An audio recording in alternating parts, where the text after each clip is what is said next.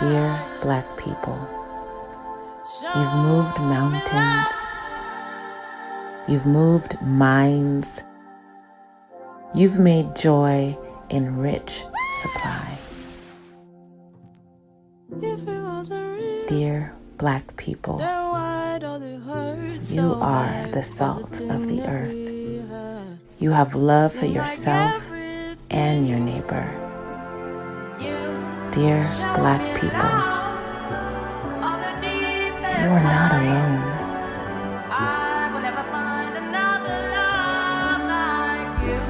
You have people. Your people have people. Wherever you stand is holy ground.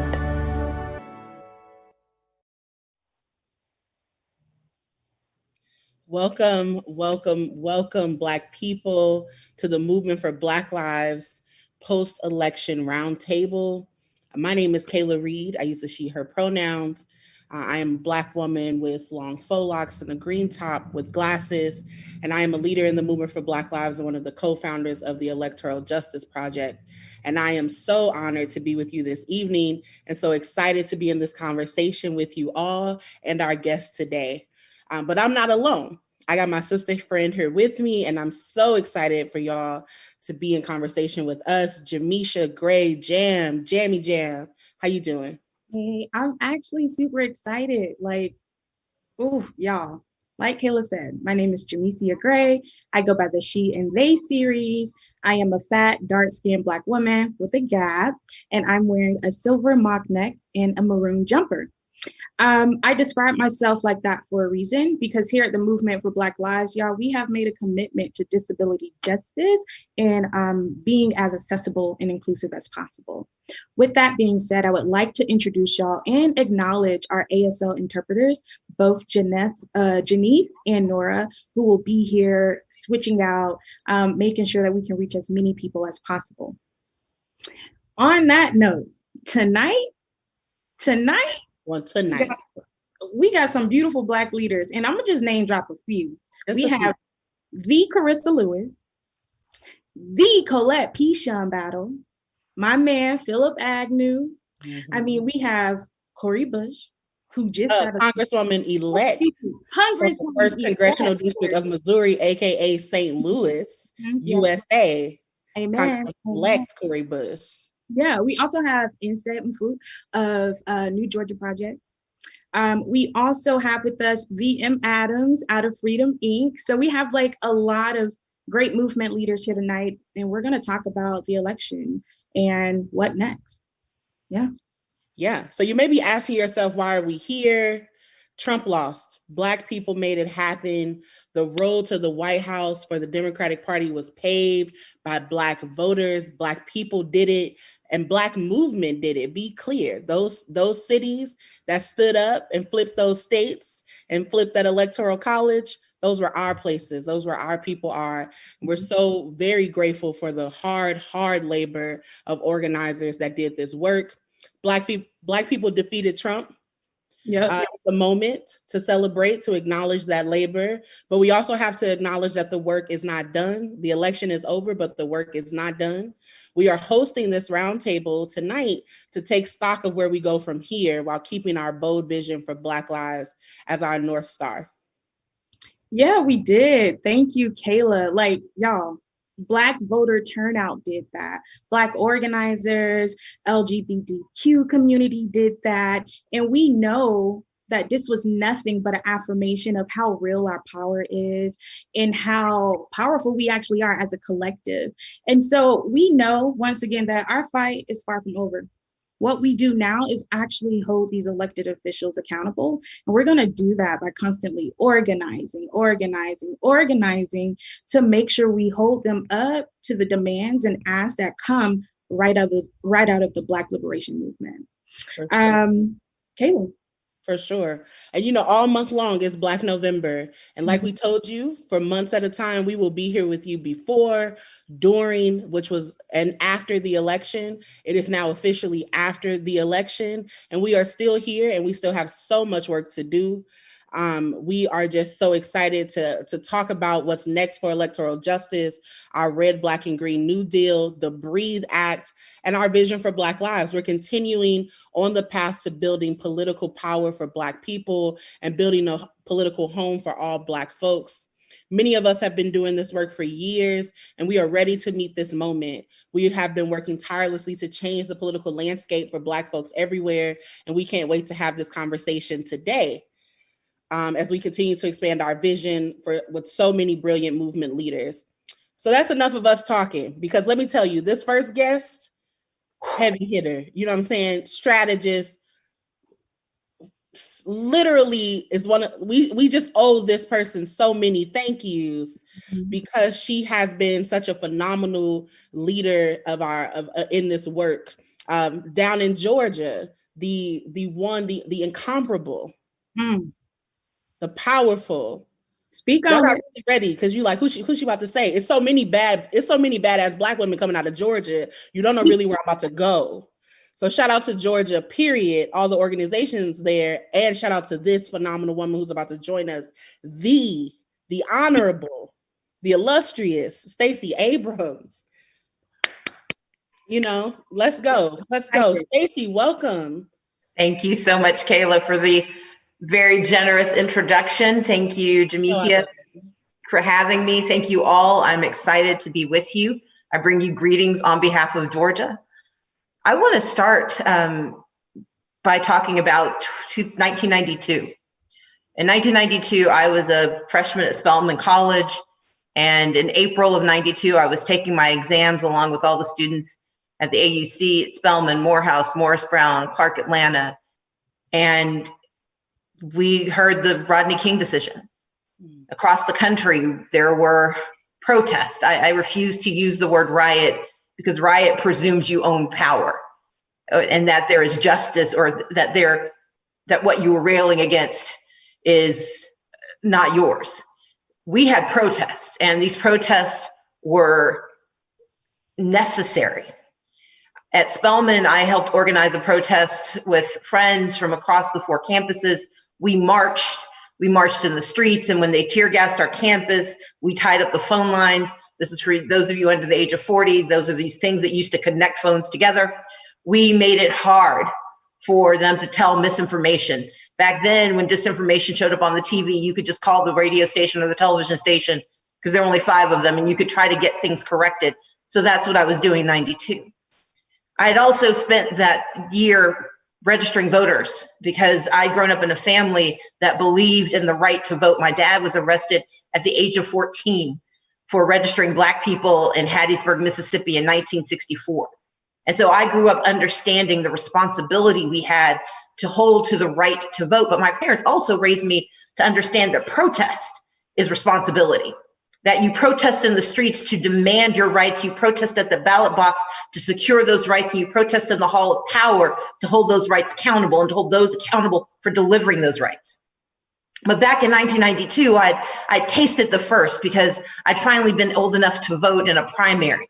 I was part of the issue of protesting because I was angry about what was happening to Black children, to Black young people, to Black men and women at the hands of police that for the first time was captured on film and broadcast around the world. I was angry, but I was also energized, because I believed this was a moment of change, because I got to get into an argument with the mayor of Atlanta, and he gave me a job helping to shift policy. But the reality was that by the time April turned into May, and May turned into June, and June became July, people were complaining about the cost of protest, but the protests were gone. And even though we were in the midst of a presidential election, by the time we got to November, Rodney King wasn't the conversation. Police brutality wasn't the conversation. There was no argument about whether we deserved more, about whether Black Lives Matter, because the only conversations ignored the plight that led to those protests. So I sit here today in 2020 and think about, oh my God, what has been wrought by protest in the streets was sustained by protest at the ballot box. And we have gotten closer to change than we have in 30 years. But what has to come next is protesting in the halls of power, because voting is not magic. And we do not elect saviors or magicians. We elect people with clay feet who tried their best to be better than they are. And if we want them to deliver what they have promised, we've got to hold them accountable every single day. I went into politics not because I like it, but because I know I need it. I need politicians to pass the laws to protect access to health care, to actually deliver health care. I need politicians to do their jobs and ensure that people actually have jobs, one job, not 5 or 6 to make ends meet. I need politicians to do their work, to demand justice. And that justice can't be on a slogan and it can't be on a bumper sticker. It has to be real, it has to be meaningful, and it has to cut across so many issues that we have to stand in their way and stand in their face and sometimes stand in their shoes to make it so. And so I'm here today to thank you for what you have done across this country. Because as excited as we are about Georgia, let's be clear, we mitigated voter suppression across this country. In Wisconsin, in Pennsylvania, in Michigan, in Arizona, in Nevada. Across this country, we made it easier for people to protest in the halls of power because they were able to protest at the ballot boxes because they heard the call when they protested in the streets. And so I want to thank you for how you have helped organize and deliver our people to this moment. But let's remember that the moment isn't over. The movement is not over. Because if we don't protest in the halls of power, we will get what we deserve. Because if you don't pay attention, you deserve to be ignored. If you don't pay attention, you deserve to be cheated. If we won't pay attention to our own needs, how dare we think that others will do it for us? We have this moment.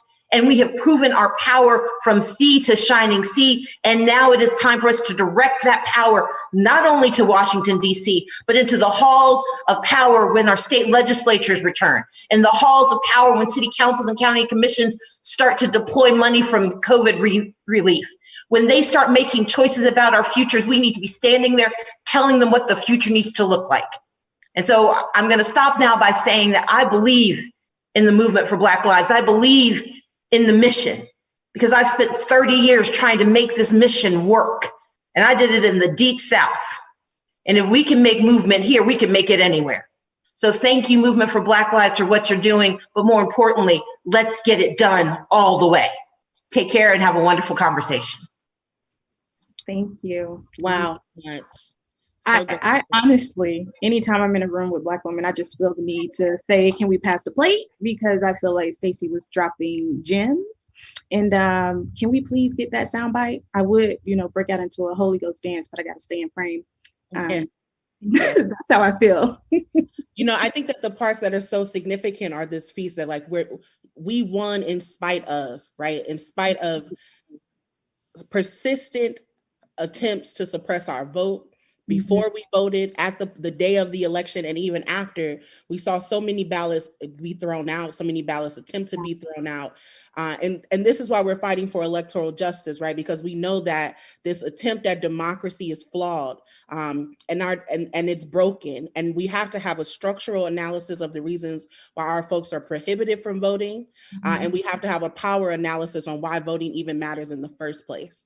And so grateful that Miss Stacey dropped in for a second and dropped gems along the way as we get ready to have this post-election discussion.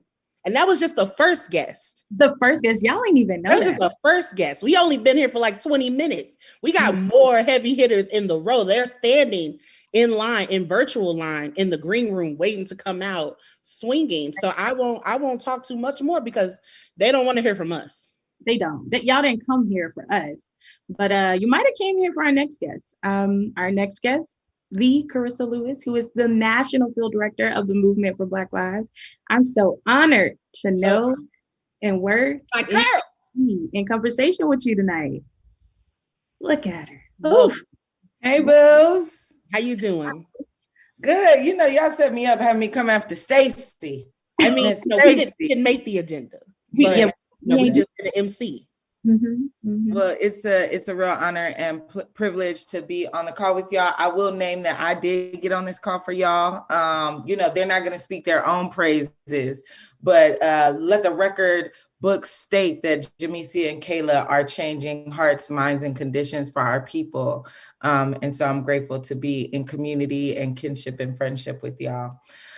So as they named, I'm Carissa Lewis. I'm the National Field Director for the Movement for Black Lives. I'm a caramel skinned Black woman. I have a line down my face and a haircut on the side that's supposed to be clear that I am gay, okay? Can you get that from my haircut? And it's, yeah, real honor to be here.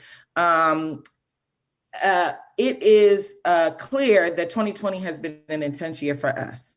What we saw over the course of the year was a culmination of multiple storms, a global pandemic, an inept federal government, an economy in crisis, and the most visible arm of the carceral state, police terror, continuing to impact our people. And as y'all named, in your intro, Black people delivered this Trump defeat, hands down. I think folks are clear. From Milwaukee to Atlanta, Detroit to Philly, Black people showed out because we are uninterested in organizing on a terrain where the president engages in fascist tendencies. And so as folks name, we need to celebrate that. And, you know, the work is not done. If I could be frank, the history and politic of Joe Biden ain't shit. And I'm also clear that is a more friendly terrain for me to do the organizing work that I need to do to get free and for our folks to get free. But what we know is that we'll only build lasting political power through sustained organizing. And for us, that looks like building Black organizing infrastructure. It looks like shifting the dominant narrative like we did this summer, as many folks in response to police violence often call for accountability for police officers. And we, along with many of our member organizations and comrades in struggle, were able to resituate that conversation to actually talk about the role of policing, the Institute of Policing in our communities. And so that's some of the narrative work that's going to need to continue. And some of the organizing work that we're invested in is building local power.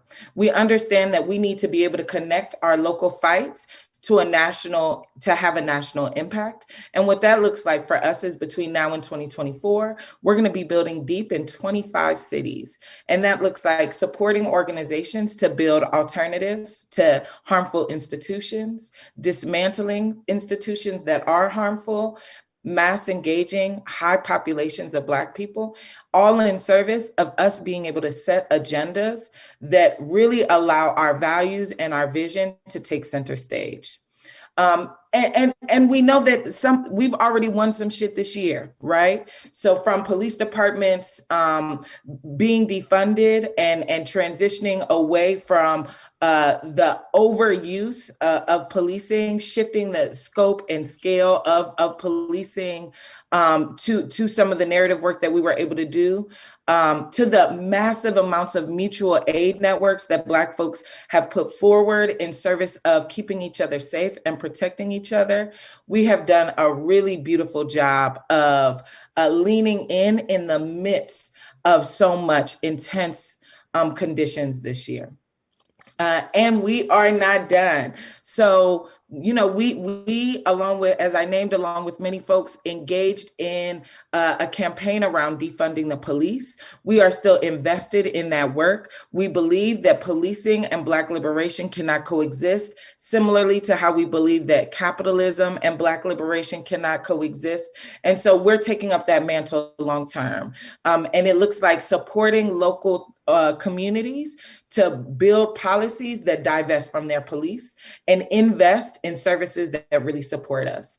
We're going to be passing the BREATHE Act, which is model legislation that seeks to do the defunding and divestment work at the federal level.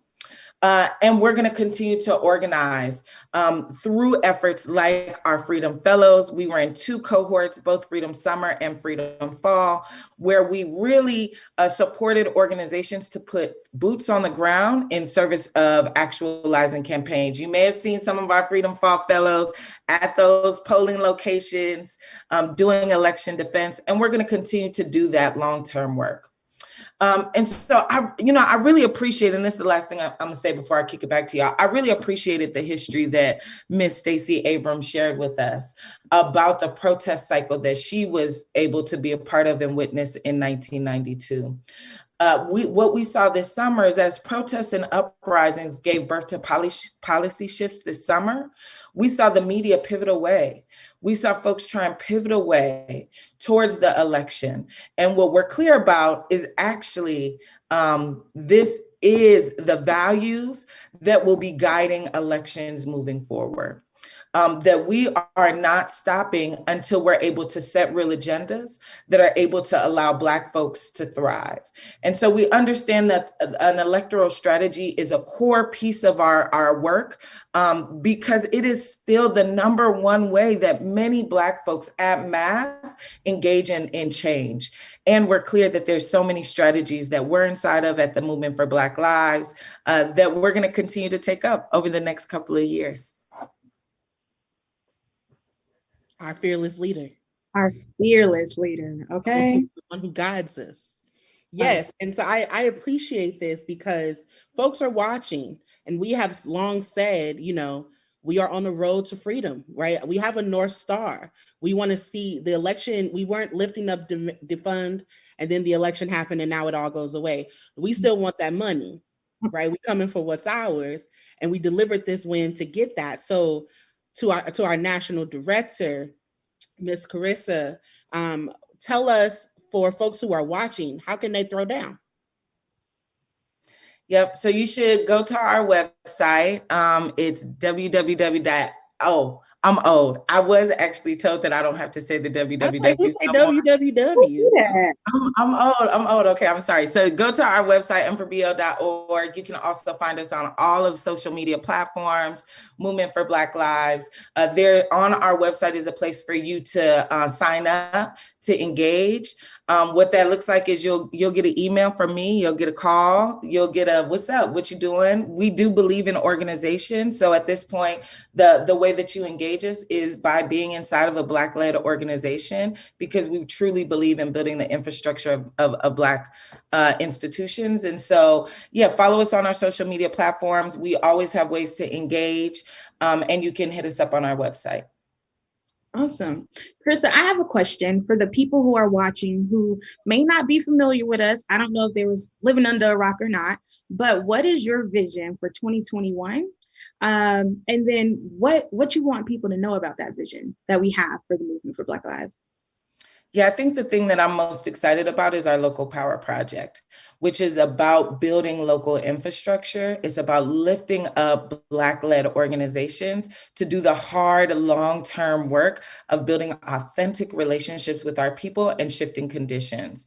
And so oftentimes, many folks who do organizing approach it as either we are dismantling or we're building anew, and we're really excited to test out the model of doing both. And so what that looks like is building alternatives to food systems, building alternatives to public safety, at the same time as defunding the police.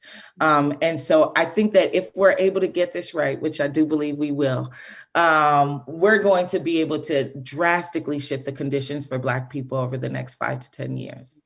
And that's what we need. We need long-term visions, long-term plans, because we're oftentimes in such a rapid response moment that we don't have time to sit down and really dream where can we be? Where do we want to be in 5 to 10 years? And so we did that labor, we did that hard work, and now we're ready to harvest. Yes, harvest. That's what planted the seeds. We have watered them, and 2021 is about the harvest. I appreciate that because a lot of times Black people are on the defense, right? Like our organizing is defensive.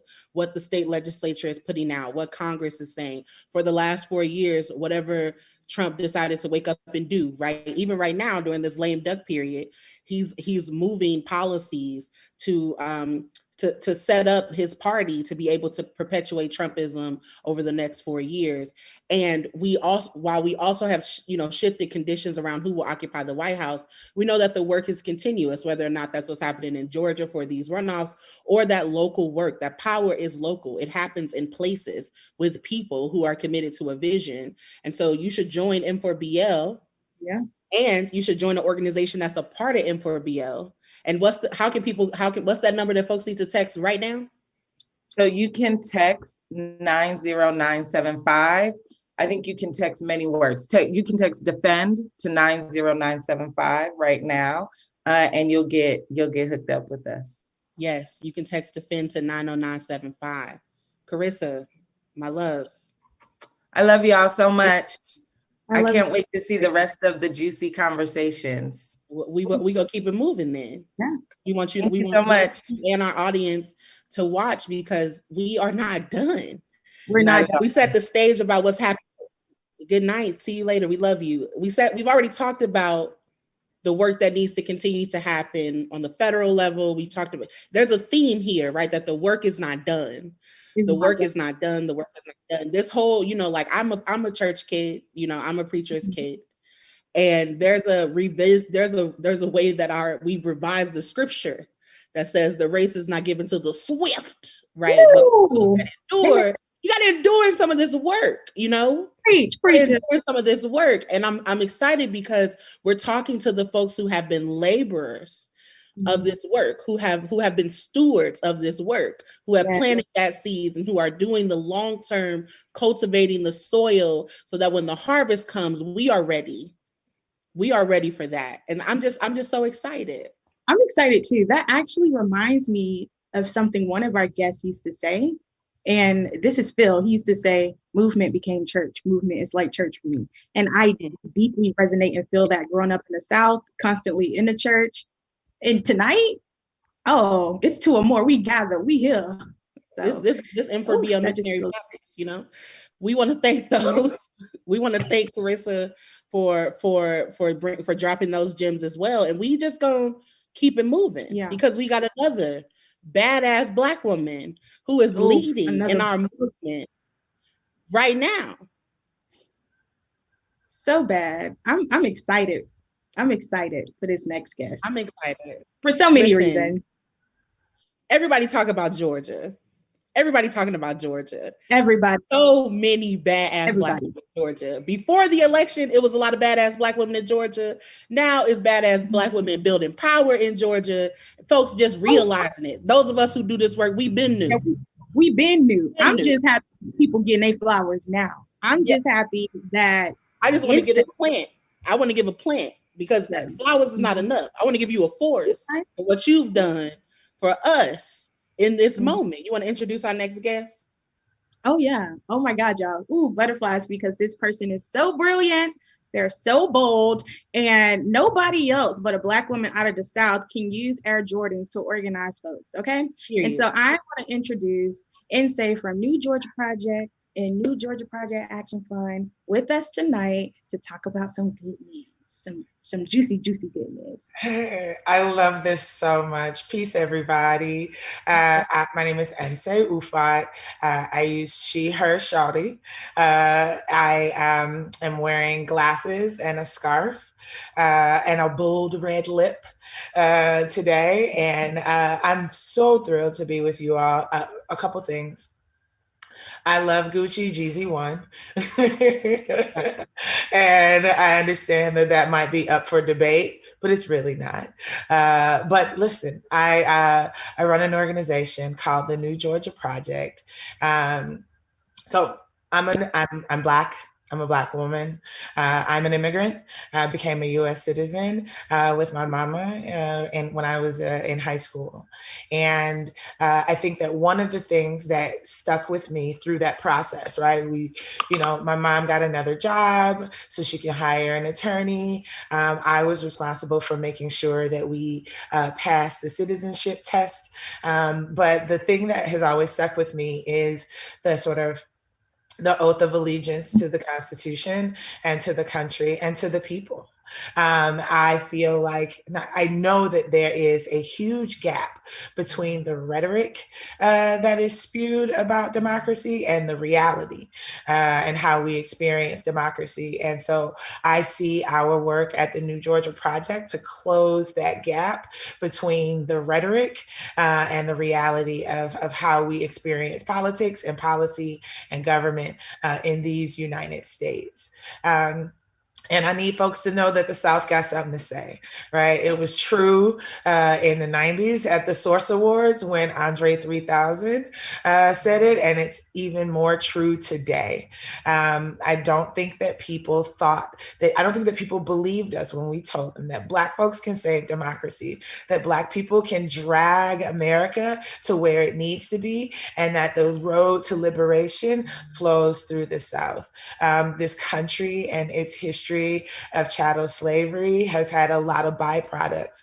And one of them is that there's a bunch of us down in the deep South. I think that a lot of times people put our states, there's the red states, there's the blue states, and they dismiss what's happening in the South as red state politics. And ultimately, what I know and what we know from talking to millions of Black folks, Black and brown folks over the past 6 to 7 years, is that one, that there is an appetite, there's a desire for progressive policy, that there is organizing, there's organization deep in the South. I think that oftentimes what we have experienced is, people having to do this work as their 5 to 9, as opposed to their 9 to 5, but that there is organization. When we think about, the moment that we're in, I heard people talking about, well, now that this is over, well, it's not over for us in Georgia because of organizing, because of movement. We now find ourselves in a position where we have 2 runoff elections for United States Senate, right? And so what that means is, that the balance of power in the United States Senate literally flows through Black folks and Black voters, and who shows up over the next 5 weeks and whose votes get counted. This is for the whole ball game for a lot of folks when thinking electorally specifically, that if we if we are able to flip the United States Senate, what it also means is that Vice President-elect Harris will likely be the most consequential vice president in the history of the institution as a tiebreaker. And so thinking about what 2021 looks like, what our organizing looks like, who our targets are, I think that what happens in Georgia as we head towards the January 5th election actually impacts us all. I think that, what I want folks to know about the New Georgia Project is that the way that we think about ourselves, absolutely a movement organization, absolutely full of organizers, but it's people who we deeply love ourselves. We love our families and our communities, and we organize to build power so that we can shape our conditions and stop awful things from happening to us and build the world that we deserve, build the communities that we want to live in. We use data and technology. We build our own technology because oftentimes what's available doesn't actually meet our purposes, doesn't actually serve our needs. We leverage culture because if we're going to shift the culture of elections, it's really important for us to be in right relationship in community with culture workers. And yeah, we plan to continue to organize. We continue to register voters. Up to this date, we've registered nearly 500,000 Black and brown and young Georgians in all 159 of Georgia's counties. I think that when people think about Georgia, they think it's Atlanta and not Atlanta. And I want folks to know that there are rural Black folks who have a long history of radical resistance and are holding it down for us in the hollers, holding it down for us down in the Geechee Gullah parts of the state, down in South Georgia. And so if people are looking for how they can show up and help us, please holler at us at newgeorgiaproject.org. And we're New Georgia Project on all of our social media. But this definitely feels like an all hands on deck moment. And we would love to continue to build with each and every one of you. Yes. Yes. Well, I got hands. Listen. I got hands to give. I got hands to text. I got hands to dial. If you need me to figure it out, I could drive to Atlanta, mask up, and got hands to knock. You know what I'm saying? And I too agree that Jeezy won the verses. And I just want to say that I follow leaders who got it right on the verses because that means you tapped in, You tapped in, and I will follow you anywhere you have to go because you tapped in. Is that a Gucci scarf you wearing? I mean, listen, don't pay attention. Okay. I love it. I love it. Insay, you spoke about culture and culture organizing.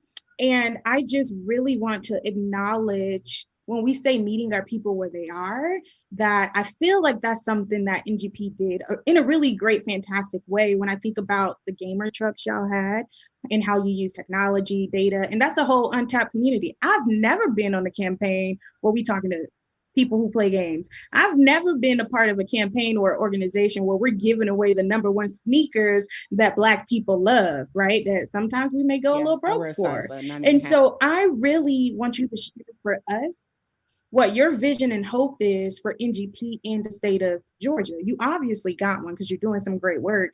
And I think it's important for the people to know what that vision is. Right. I mean, for us, I think the vision is that one, we are a home, an organizing home and a political home for folks.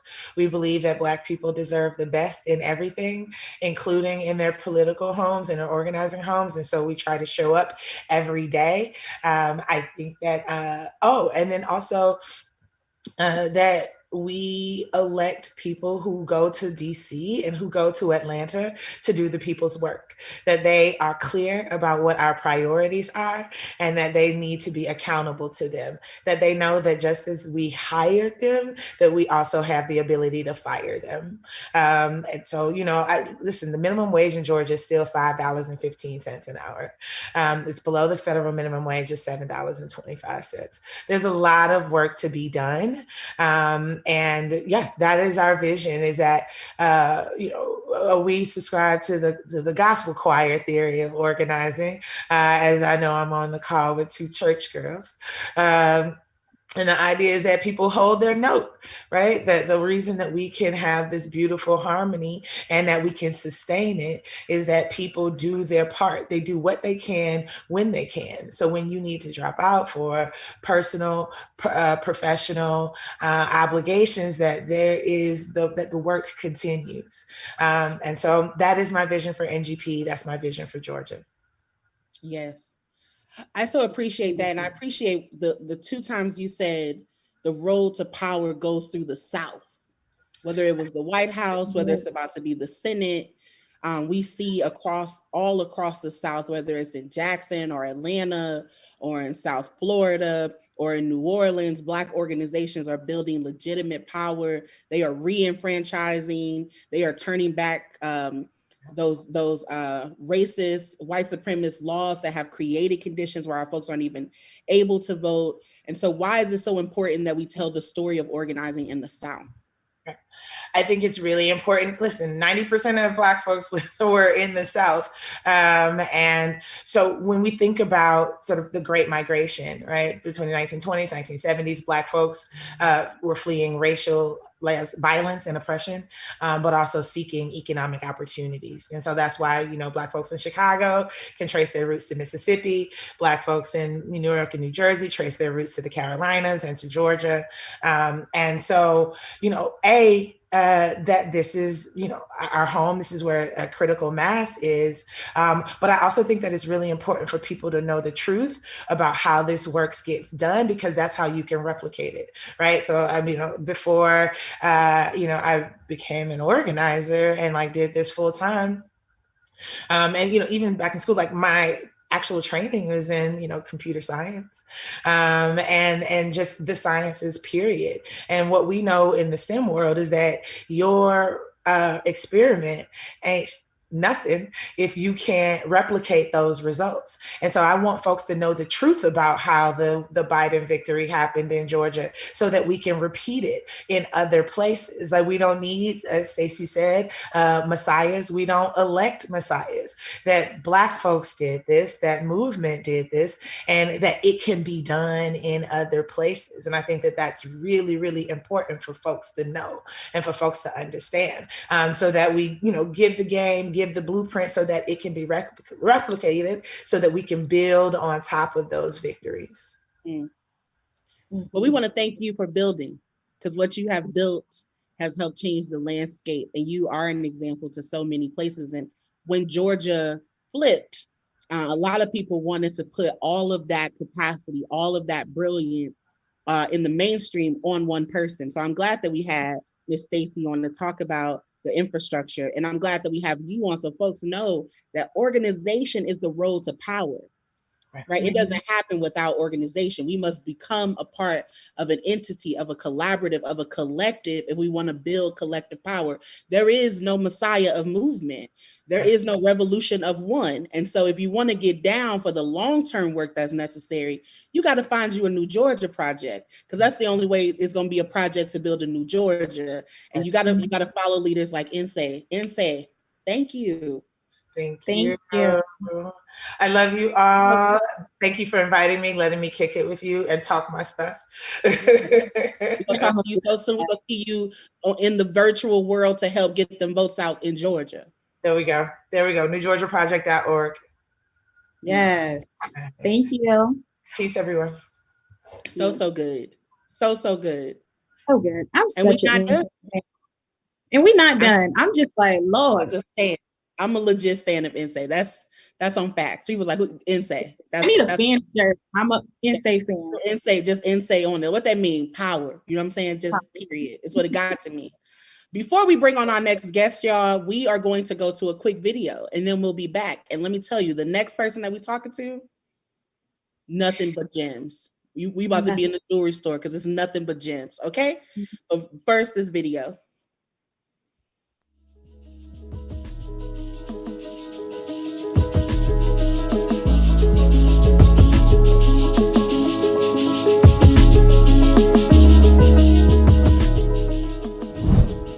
Years from now, your children or grandchildren will ask, where were you in 2020 when a global pandemic destroyed thousands of Black families and millions in Black wealth? They'll ask, what did you do when the country was led and fed by hate, division, and racism? They'll ask, who was by your side as millions of people took to the street in the names of George Floyd and Breonna Taylor? They'll ask you, did you march? Did you protest? They'll ask you, did you vote? We are living in unprecedented times, and we can't be caught watching while the most important election in our generation passes by. All Black lives matter, and whether it's obvious or not, Black lives are in the balance up and down the ballot. To win the future for our families, we have to use every tool at our disposal.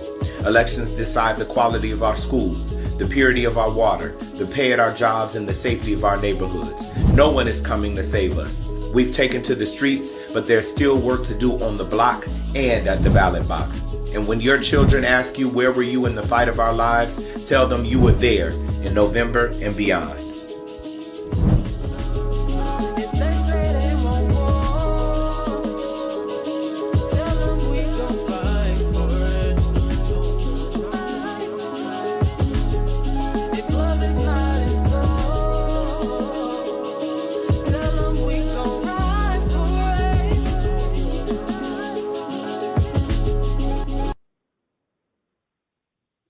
Welcome back, beautiful people. I hope y'all enjoyed that video as much as I did.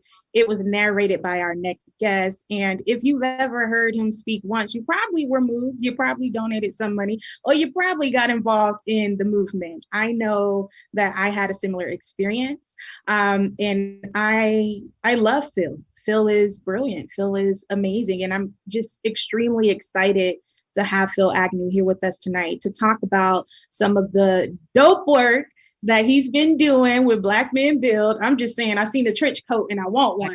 Shout out to the St. Louis crew with Black Men Build. Shout out. Philip, thank you so much for joining us today.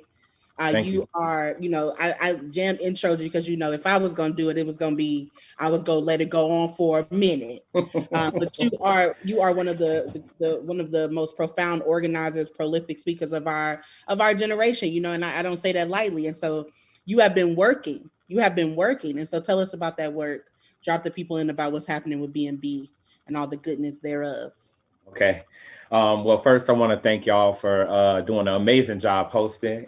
I was over here laughing. I had to get composed, get ready for my time, but it's not easy to host and to shepherd all of this energy in a directed way. So Kayla and Jam, I love you all too very, very much. I'm excited to be able to talk about Black Men Build. Come as you are, grow as you go.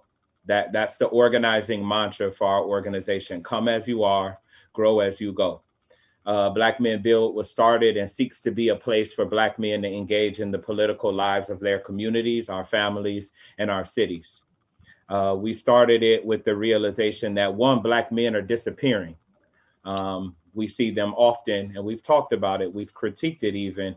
We see them often after they've been murdered in the street or after they've been incarcerated, but we're disappearing from classrooms, we're disappearing from corners, from workplaces, from churches, from our lives. We also understood that Black men are struggling, no more or no less than any of the other identities within the beauty of Blackness. Still, when Black men are struggling, we hurt ourselves, we turn inward. We hurt our loved ones. We hurt strangers. We hurt anybody that gets too close domestically or in the street, or we succumb to the numbness. And we believe that neither one of those scenarios is tenable. Neither one of those scenarios is acceptable. And we actually see this as the crux of our work as Black Men Build, to ensure that Black men not only are not harming the folks around them, but are not being recruited by the right, are not hurting ourselves, and are entitled to feel the fullness of our humanity, and that we do not succumb to the numbness, sit on the sidelines and watch as the world moves, watches our people fight, watches all manner of our friends and our families, our sisters, our comrades are in the streets while we spectate. We're guided by our values. Our values are very important to the core of our organization.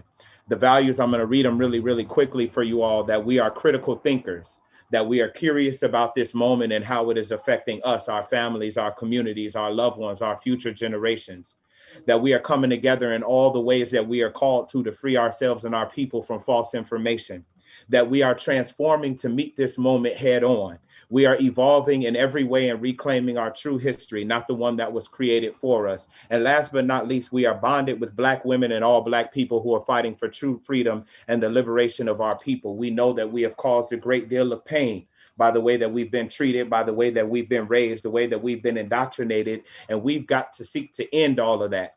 And that there is no power, there is no victory, there is no hope for a better world without the leadership and the partnership of our comrades in the Black diaspora of all identities. And we got a little asterisk on there that says that any Black people who choose to use our movement and our struggle for personal or profitable gains need not apply. So we are not rooting for all people Black. We know that some Black people have chosen to work for the enemy, and we're not working with them.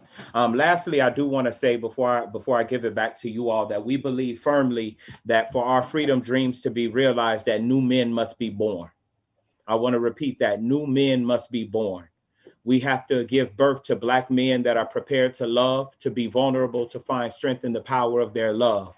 Men prepared to wrestle their souls from the greed of capitalism, from the hate of white supremacy, from the cowardness, from the barrenness of Western patriarchy and chauvinism. We see that as our role as well as organizing. We are not Black men for Black men's sake. I just want to be clear. For anybody who is being introduced to us today or seen any of our stuff, we are not Black men for Black men's sake. We're Black men assembled and ready to serve Black people in every single way. And we seek to be a place for Black men to, as I said at the beginning, come as they are, grow as they go. We're new. We just launched this year. But we are currently have hubs, what we call hubs, in St. Louis, in Houston, in Detroit, in Milwaukee, in Miami, Atlanta, and New Orleans. We have more hubs starting up in 2021. We're engaged, and we engaged thousands of Black men this year in those cities and around the country, both online and in the streets, to ensure that Black men knew the importance of this moment, that they weren't further recruited to the right. And as Kayla and Jam already said, we know that there is more work to do. Stimuluses have not come. Black people are still in prison.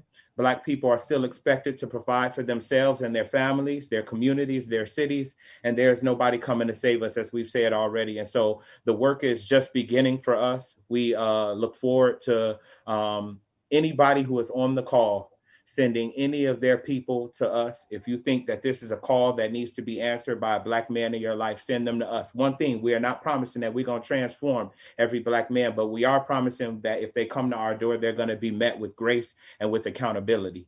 And so we're excited about the work that we have. We know that it is not a small task, but we are excited about the challenge that was given us by our sisters and friends in the movement. So thank y'all. Can we acknowledge how Phil's call to action sounded like an altar call? It's always. And I tried to tell y'all, what Boots, I told you that every time, anytime. And so grateful for B&B, the presence that they have in St. Louis. They were with us on election day. We fed 5,000 folks. B&B held it down, right? Made sandwiches, packed bags, delivered food, handed out masks, and continuously are like working with Action St. Louis. And that's the type of infrastructure we need, right? We need that collaborative work happening on the ground in community as we build this vision out. So, Brother Phil, let me ask you, what is your vision for Black Power, and where do you hope Black Men Build will be in the next 6 to 12 months? Well, for me, this is my definition. This is not Black Men Build's definition. We have a retreat coming up, and soon maybe it will be our organizational planning position. is important. Yeah.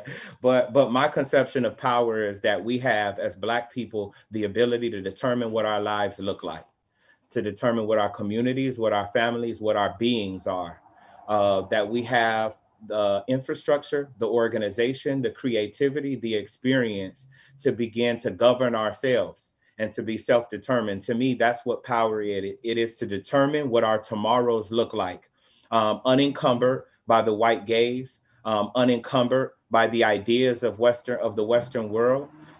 They may have some things we can take, but I'm sure they're few and far between. And the ability to build on that vision and to make our words and our theoretical and our platitudes into real life things that people live and breathe in, and to live in our own dreams and not their nightmares.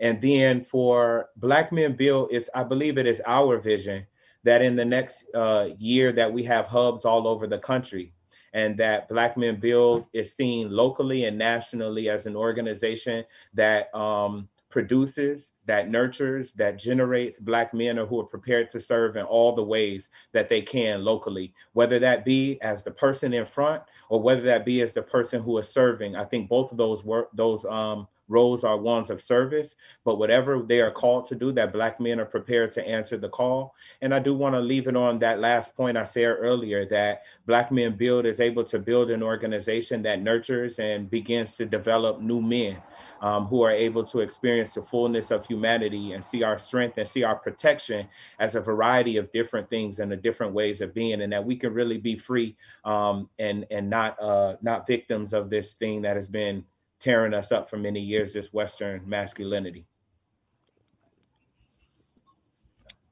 Yeah. Thank you for that, Phil. Keeping in mind with your vision, how do y'all see this current administration fitting in? Like what is going to be like your role? Like what y'all see?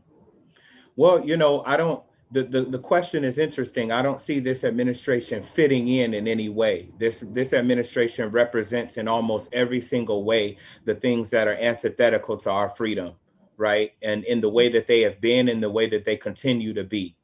And as Carissa said earlier, this is favorable terrain for us to organize on. We know a little bit about what Joe Biden and Kamala Harris are going to produce. It's an Obama administration 2.0, heavy on tokenism, heavy on symbolism, heavy on pandering.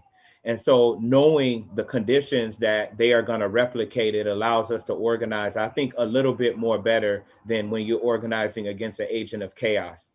And so how this administration fits into our plan, we're not having to fight barren, bald-faced fascism in the White House, which helps.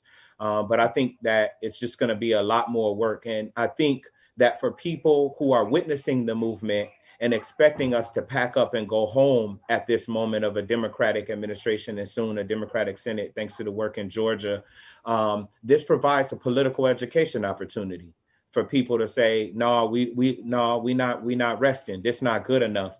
And so that's what I think it represents for us to give no quarter even to Democrats, even maybe especially to Democrats. Yeah, I appreciate that because, a lot of times, and what we are seeing right now is actually a massive faction of the Democratic Party attempt to blame movement for their losses when really we are responsible for their gains. Yes. And so the relationship of how this administration, the decisions that this administration is making, I think is a misstep in trying to distance themselves from the very communities that put forth the energy and organized effort to get them a victory in the first place. It wasn't the white people in the suburbs that got you to the White House, Joe Biden. It was the Black people living on the north side of St. Louis and the south side of Chicago, and in those pockets in Detroit and Milwaukee and Atlanta that turned out the vote. It was the organizations that fought tooth and nail to make sure those ballots got counted and stood outside during the recount that actually delivered these states. Florida is not possible under the platform that the Democratic Party introduced, but it is possible under the power of the organizations that we talked to today. So I really appreciate that, because we got to work this out. You know, you got to come by here. You know, you didn't got. That's why I said at the beginning, the road to the White House is paved by movement, right? It is the energy that was sustained all summer long when every state was in uprising over the deaths of Breonna Taylor and George Floyd. It's the capacity and growing of organizations that can register 500,000 voters and knock millions of doors in a pandemic that disproportionately impacts our people, and still turn out the vote and still win, and then circle right back to say, now we want to see what we came to get. We put you here. We put you here with a purpose.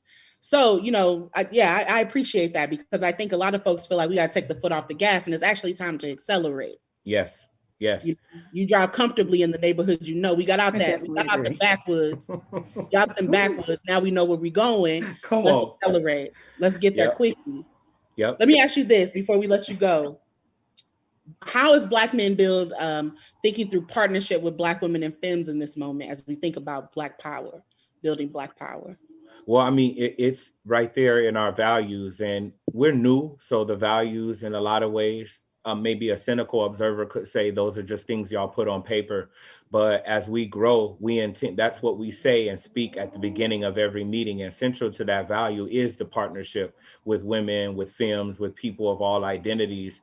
All of us who have helped to kind of begin this Black Men Build organization and infrastructure, if you go down the line, each and every one of us will tell you that we wouldn't be in movement. We would not have been able to remain in movement had it not been for the friendship and the partnership and the frankly, the standing side by side in the streets with our sisters and with femmes, right? And so for us, this is central. I'm not a kumbaya person, but I do dream still of a future where we have a level of unity against you know, the forces of evil, right? And this is a spiritual war, and we really can't do it without all of us and without our people. And so that's central to that is a goal of ours, right? It's not how we're going to do it. It's when we're going to do it, where we're going to do it, how deeply we're going to do it, how strongly we're going to do it. And we hope in the next year that the words become actions and become activities, and there are things that we can actually show for all of this talking and all of this, you know, all of this putting things on paper. So I'm excited about that. Yeah, I'm excited about your work. So excited. Thank you. Thank you for this good word. We appreciate you. Tell folks one more time, though, how they can get down with BNB.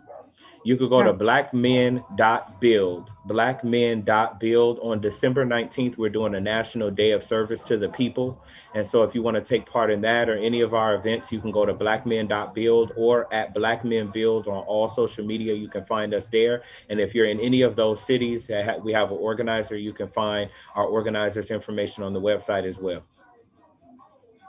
Thank you, Philip. Thank you so much. We love you. Thank you. I love y'all too. Peace, Sam. It's always a joy. It's always a joy. It's always listen, Black folks doing work. You feel me? That's what I want the narrative to be. All the we legitimate. I watch the news sometimes, and I've been trying not to watch it since the election because you know it's been a hectic time. But when I saw that they tried to say movement, the demand to defund the police was the reason that they lost seats, I could have booked a flight in a pandemic to DC myself to have a conversation.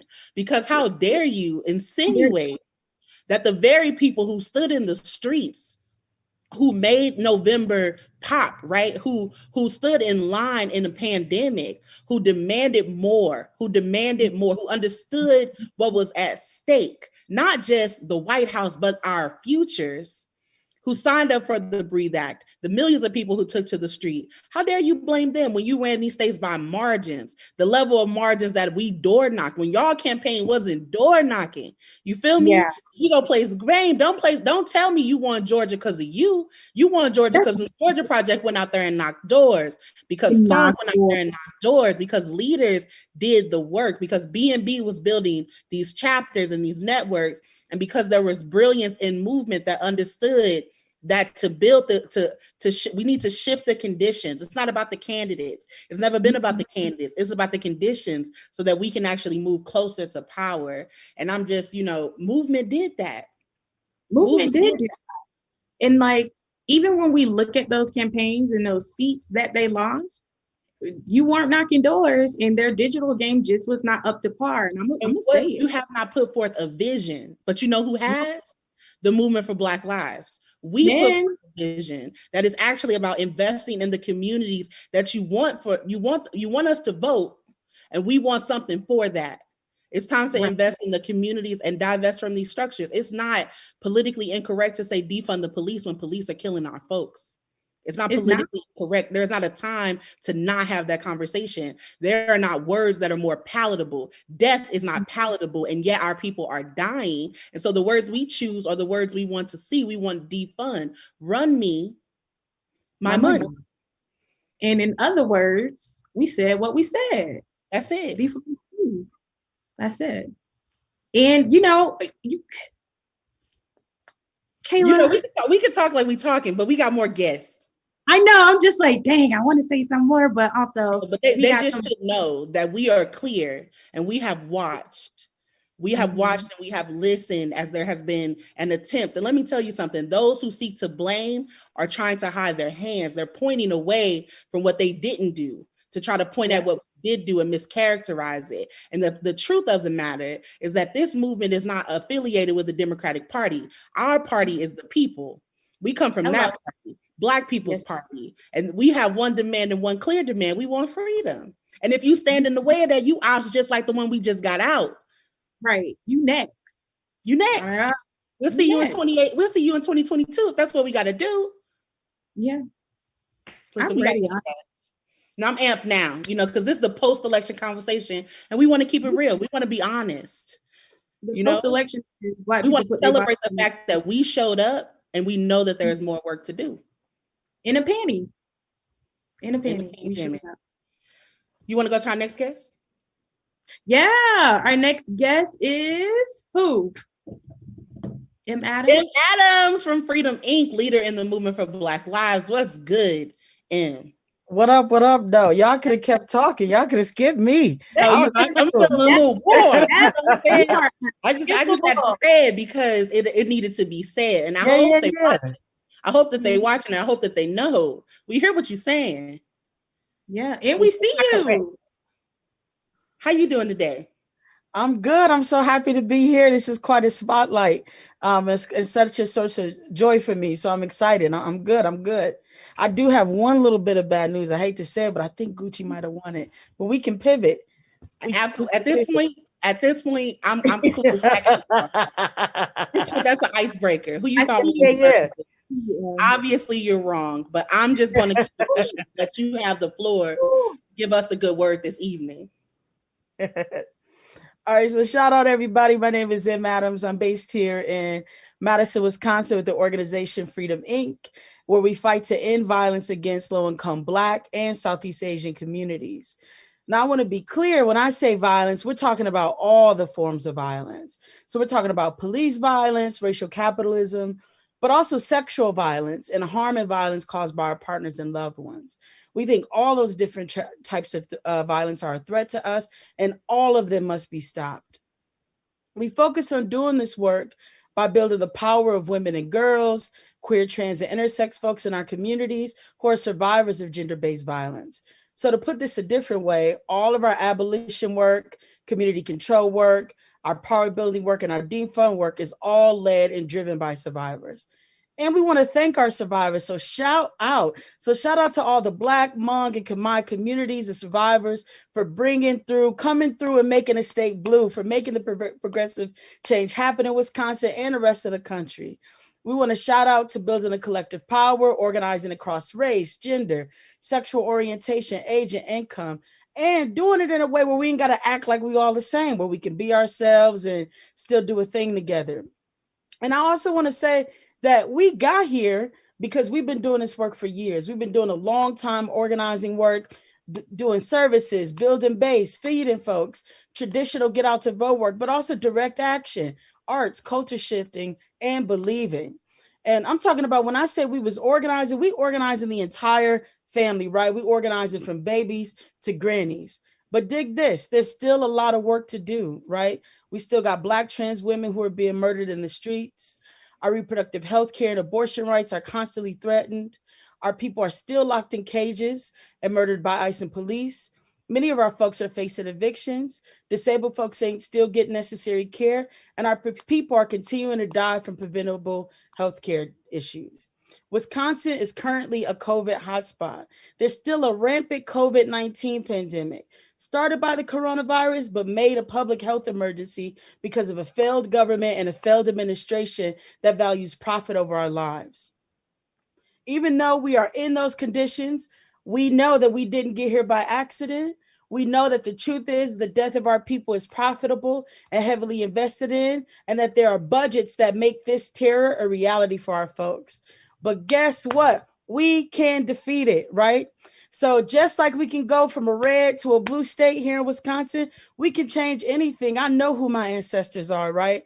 I know that I come from the descendant of people like Harriet who fought and ended slavery, who ended Jim Crow and many other things, right? I believe in the power of Black people in organizing, and we've been showing out, right? So we're going to continue to mobilize, continue to organize, and continue to fight to make the resources match our visions and what we deserve, right? And so as the young people in our organization say, we won, but we ain't done. So in 2021, Freedom Inc. ain't stopping. We still at it, right? We're going to continue to build the power of our survivors. This means training up new folks, creating leadership opportunities, and following that leadership. This means fighting for community control, right? Having our communities actually have the ability to determine what happens to us. We're not fighting for a world where others still have power over us.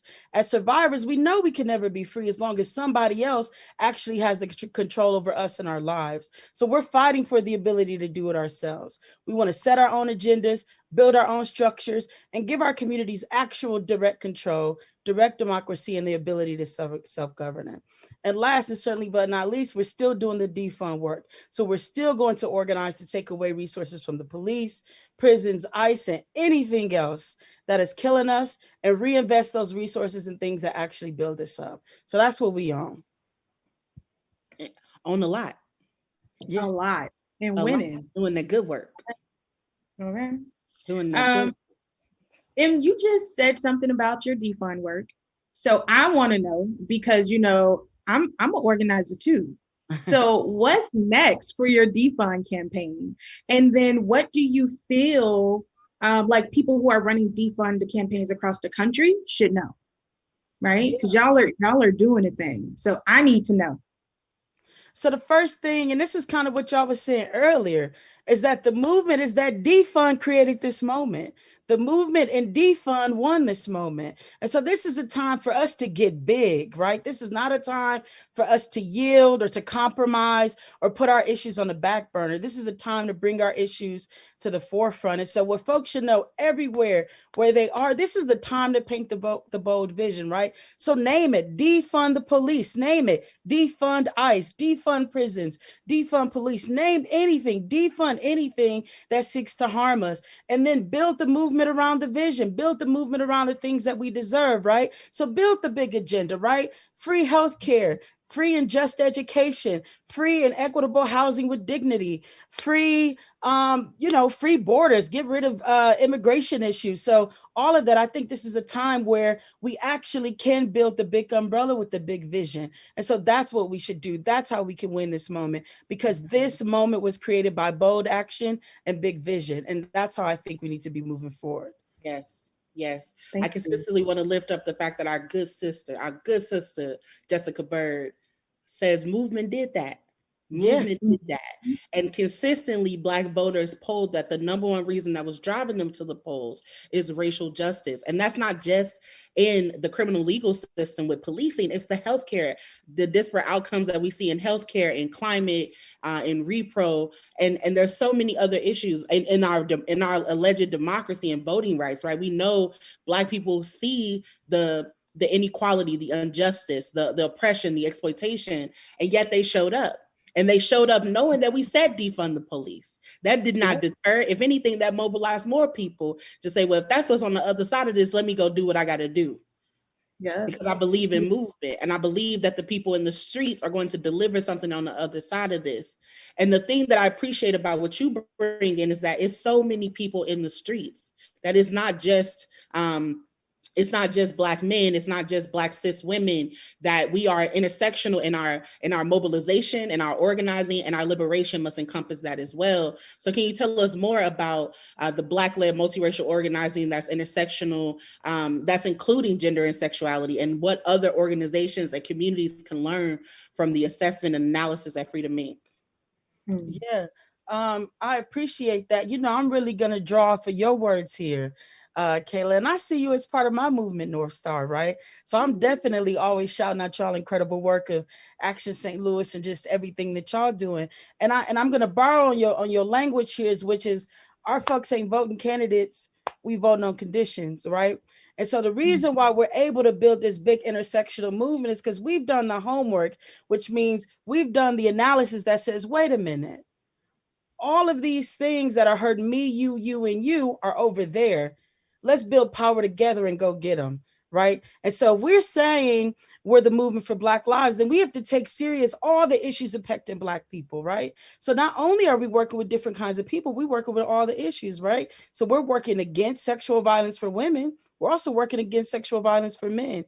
And we're also working against sexual violence for trans folks, right? So I think that's what's allowed us to really be able to build this intersectional movement, because we said we're going to put all of Black people's issues on this agenda, and we're going to fight for all Black people. We're not going to compromise. The other thing is we don't act like we're the same, right? Sometimes issues impact different ones of us different, and sometimes we need different things, and we're trying to build that big, beautiful world where all of our different things get met. And so I think that's the other thing that's really important about coalition building, right? Is that we get to be different and not try to act like we're all the same. And the last thing that I'll say about that is we're clear, right? We're really clear what's on the line here. We're clear that what's at stake for us is freedom and liberation, and we're not going to stop. And so we're looking to build with anybody who is going to seriously take on the work of building freedom and liberation. And we believe that is everybody's responsibility and everybody working. And the door of the movement is open. So if folks are watching this and they said, I never got an invitation, consider this your invitation. Welcome to movement. Welcome. So I have another question, and this is, you kind of sort of answered it, but I want to be very explicit so the people watching it know what's going on.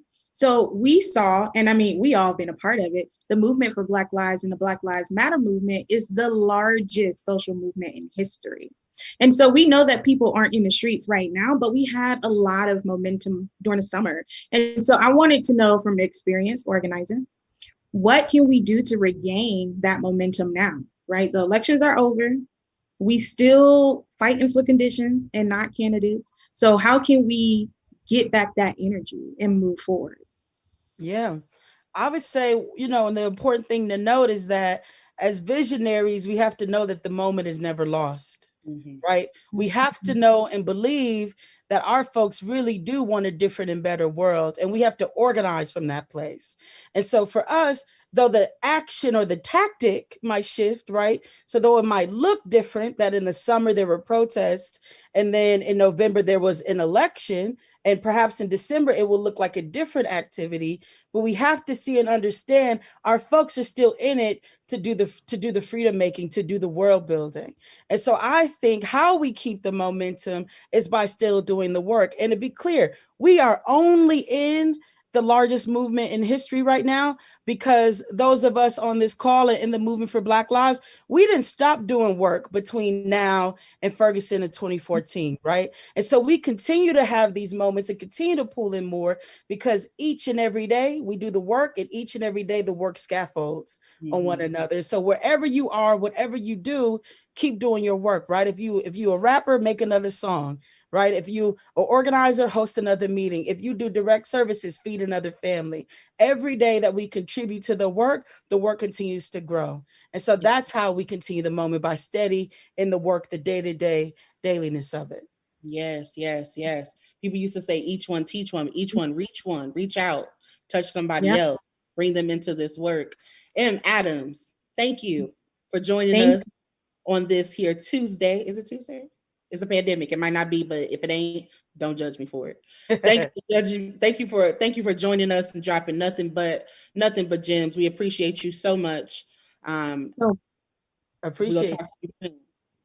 Listen, it's not much to say, but the truth is the work must continue. The election is over. The work is not done.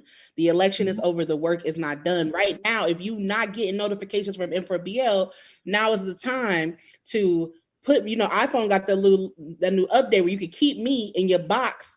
Go to your text messages, type in 90975, type the word power, press send, get added to our list so that you caught up on the updates of the work. And then if you're in a city like Madison, if you're in Milwaukee, if you're in Atlanta, if you're in St. Louis, word to Mike Brown forever, join our organizations, get in this work, because 2021 is about building that power, and it's building it locally, and it's doing the good work to continue this. So excited. Text 90975, the word power. That was a beautiful drop, Kayla. It's like hosting. I do host. Hit me up. No, I'm kidding. I don't. What's your rate? I will get in where I need to fit in to do this work. So if you find me compelling, make sure that you text power to 90975. Got it. Thank you. So Kayla, I love you. Got more people. Got more people, y'all. And I'm over here just like, Jesus, this is a powerhouse. Like, who up next? I'm glad these locks is knotted up in here, because it would have been snatched back already with all the cut mine off. My edges. You got to get protective styles when you in this work, because you never know when somebody go come in, spit that hot fire, and it's gone. Your hurt is gone. We're gonna go to our next guest. You wanna intro our next guest? No, you can do it. Yeah. Is she here? She already here.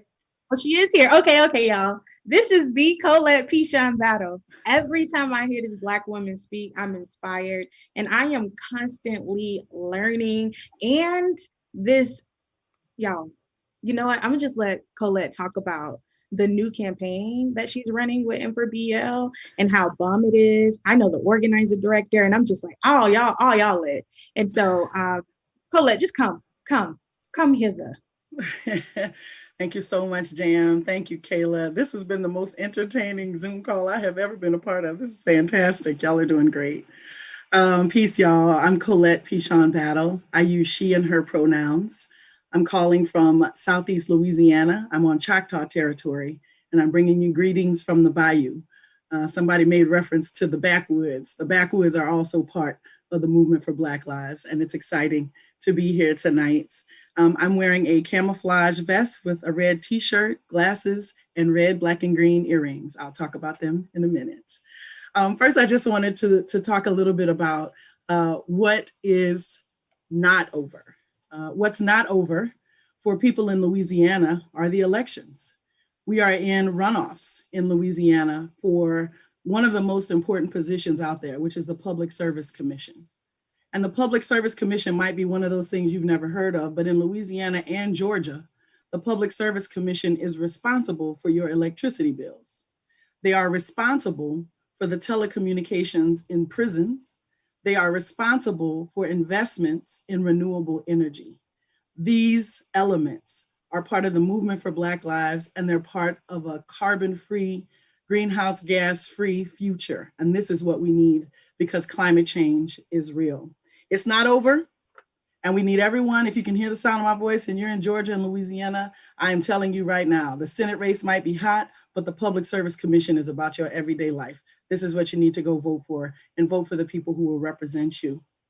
The other thing that's not over is hurricane season. This is 2020 hurricane season, and the end of hurricane season is the 30th.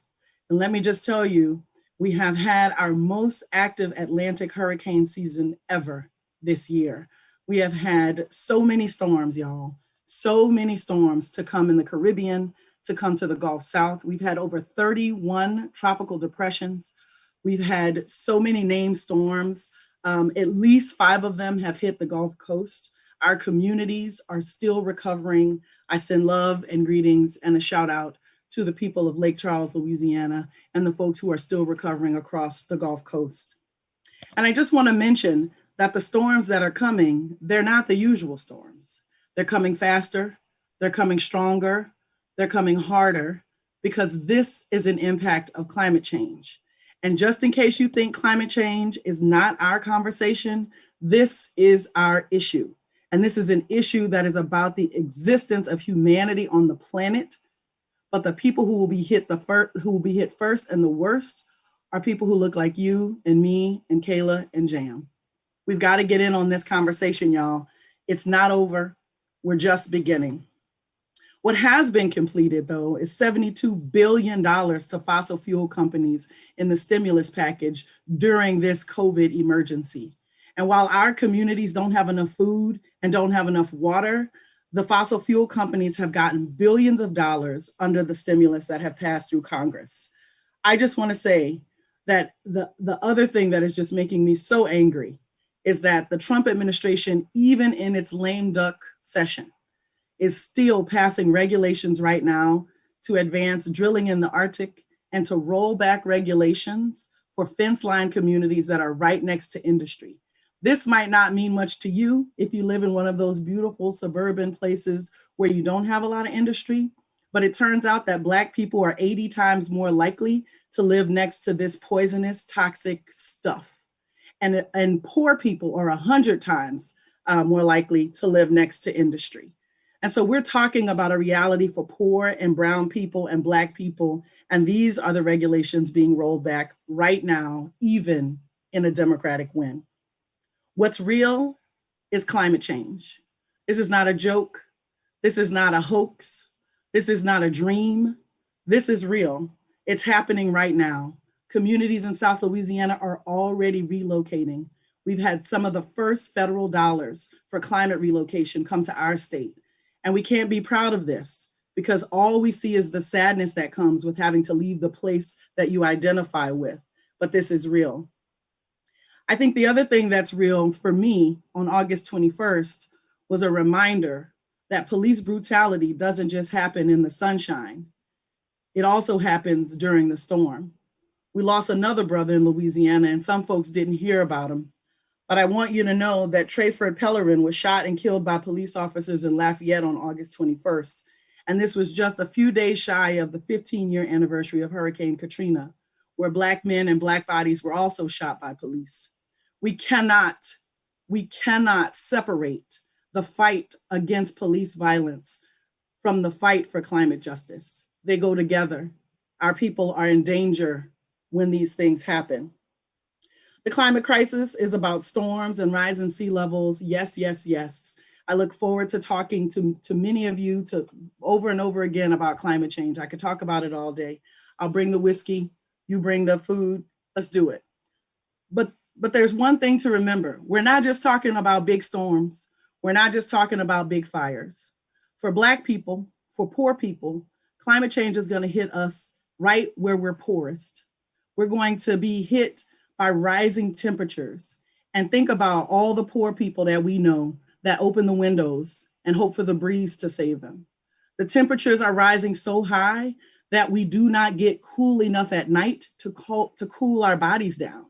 And if you're poor, that means you go all day and all night without your body cooling to the temperature that is needed. This is important because it's our people that are going to need us to check on them. The same doors that we're knocking to get people out to vote, We have to get out during these disasters to make sure our people are okay. And that Public Service Commission race I mentioned is about how much your electricity bill is, or even whether or not you have access to renewable energy, which brings me to my most favorite topic, especially when I'm talking to Black folks. Renewable energy, solar, wind, you're gonna hear lots of people talk about this. It's right, it's the way to go. But I have a different reason why we should be investing in renewable energy and pushing and advocating for this. And it's not because you want to lower electricity bills. It's because after Hurricane Katrina, our communities went without electricity for months. It's because after Hurricane Maria and all of the hurricanes that are hitting our communities, we are without power for months. We are without power for days. This is sometimes life and death for some of our people. We should want renewable energy because we want to live. We should want renewable energy because we want a healthier planet. We should want renewable energy because we need a new economy that is not going to harm the earth and is going to pay the people what they need to survive and thrive. We know our communities are facing this crisis and we know what to do. I'm excited to say, and I'm so honored to be a part of, a Red, Black, and Green New Deal initiative coming out of the Movement for Black Lives. We are pushing for climate action, bold climate action that is connected to the vision for Black lives, that is connected to strengthening our communities, that is connected to restoration and reparations. This is gonna be good. And we're not stopping. We're not compromising. We're not shying away. We're not acting like we're scared of this fight. We're gonna fight for Black people, and we're gonna fight for the planet, and we're gonna win. I'm so excited to be a part of this. I'm so excited to talk to y'all tonight, but mostly I'm excited for Black folks to get into this climate conversation, to get into this climate movement. This is our fight. This is our issue. We need everybody in. Come on. Yes. Yes. Thank you so much, Colette. Brilliant, y'all. Y'all see why I was at a loss for words? I'm such a fan, truly, truly. Colette, at the end there, you mentioned the Red, Black, and Green New Deal. And so can you actually share with us a little bit more details about the that New Deal and the Green New Deal and how Black people can make that a reality? Yeah, you know, the first thing to, thank you for that question. The first thing to remember is the words, the New Deal. And you can even frown and curl up your lip when you remember that. But take this one piece from the New Deal. There was massive federal investment into a public works program to come out of a depression, economic depression. It was how people got back to work. It was how the economy got back on track. The Green New Deal says, let's do that again. Except instead of investing in things that are old, can't withstand these storms, or are going to harm the earth, let's invest in things that are going to help us all be healthier, keep the earth cool, and keep us all alive. And this is what the Green New Deal is. Now, we can talk about the AOC legislation. That's an important piece of information to know, but it doesn't exist yet. This is an opportunity for us to put our vision out there. What do we need to advance Black lives, address the climate crisis, and put our people back to work? What do we need in order to make that happen? What do we need for a safe and healthy and sustainable planet? This is our vision. And instead of taking what someone else says, we're taking the right and the privilege to define it for ourselves. We are asking Black folks around the US and the territories to tell us what your community needs in order to go forward. And so I just am excited about the Red, Black, and Green New Deal because this is the Black vision for climate action for this nation. This is federal legislation. This is actually building a Black network of climate activists. This is coming together to build a grassroots movement and political education around climate so that it is not one of those things that we think is for the educated others, but we understand it as part of our sustaining Black lives and advancing those Black lives. Wow. Thank you so much, Colette. That's so much brilliance, so much knowledge. I'm gonna have to watch this back because I couldn't write that fast. And I just want to say thank you so much for joining us. Always a pleasure when I hear you speak. I'm always, I love you, or private messaging. Really quick, is there a way that folks can get notifications, updates about the RBG deal as it's rolling? Yeah, thank you. We'd love for folks to just email info@m4bl.org, and we're going to put you into the policy table. You can just put red, black, and green in your red, black, and green New Deal in your email, and they'll get you over to the policy table. We are amassing the troops now, bringing folks together in assembly style to really make this come together. So info@m4bl.org. Yes. Thank you so much, Carlette. Thank you. Love you. Thank you for Merci beaucoup. Bringing us into this work and holding us, making sure that we know we gotta build out this vision for our communities. Y'all, I don't know if you're still here with me. You should be, because literally you've learned a lot. I've learned a lot, and I know these people. I talk to these people all the time, and every time they get on here, they teach us so much more. We've talked about gender violence. We talked about the need for climate and environmental work. We talked about defunding the police, because the election is over, but the work is not done. And so the work is, that's the post-election analysis. We did a thing. Let's get back in the car, hit the gas, because it's time to bring forth our vision and hold those who we have helped to win, that we made possible this victory, accountable to enacting that vision. Are you ready for our next guest? Oh, I'm so ready for our next guest, y'all. May I introduce her? And they bring the guests up so fast. You know, it's okay. Listen, I'm so excited for our final guest of the evening. She is a Ferguson protester and activist. She is now the first Black woman to ever go to Congress from the state of Missouri. She represents the Congressional District 1, which is St. Louis.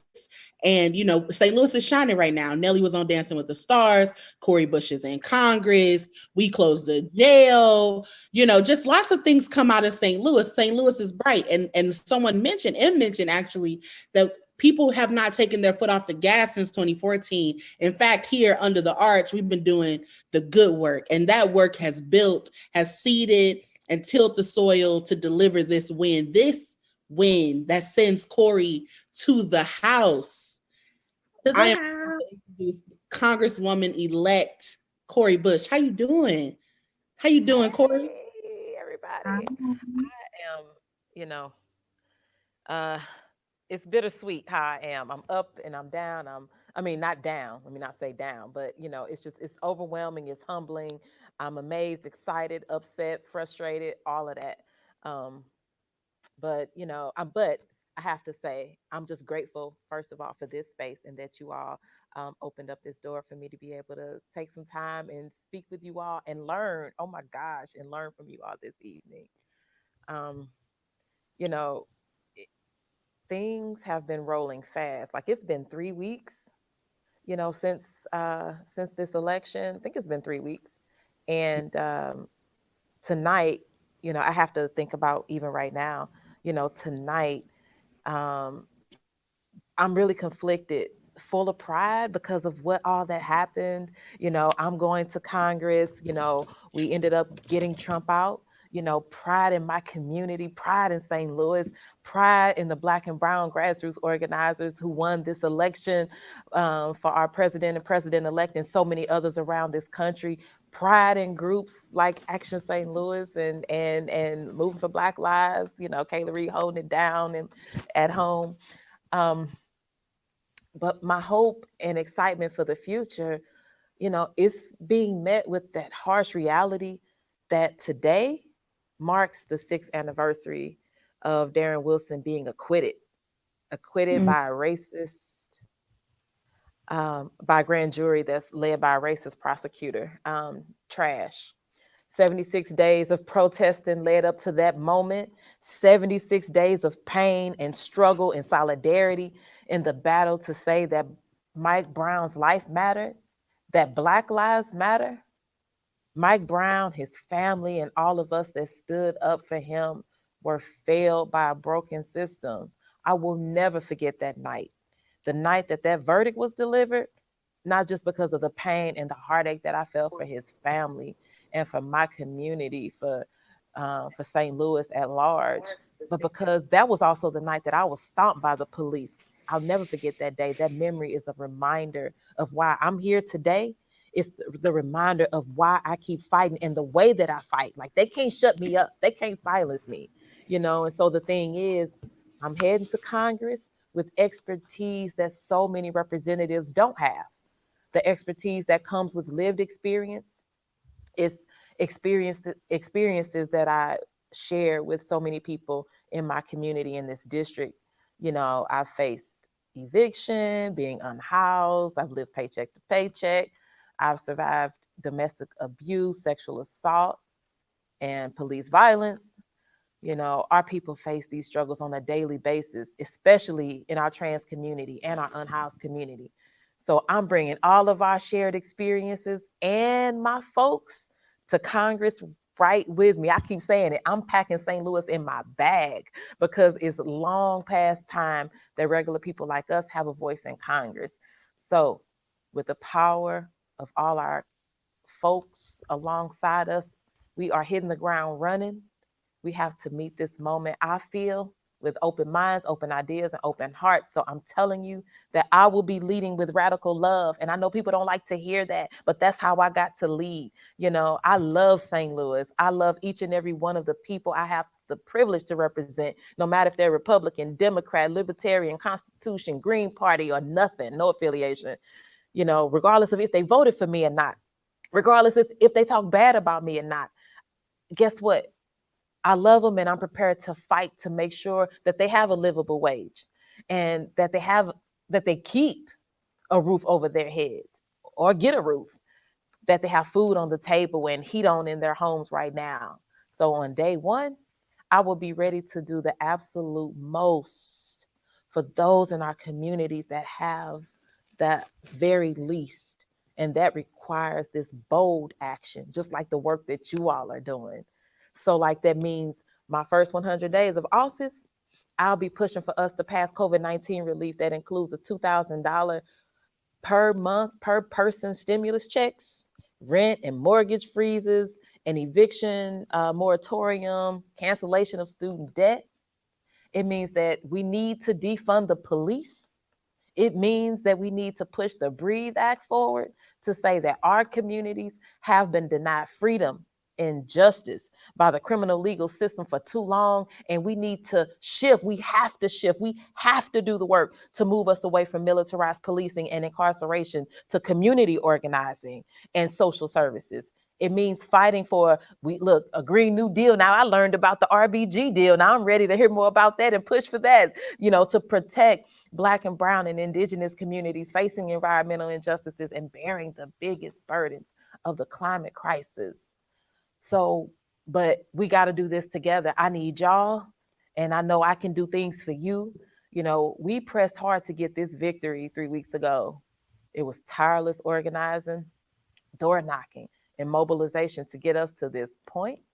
So yes, you know, I'm proud of that part.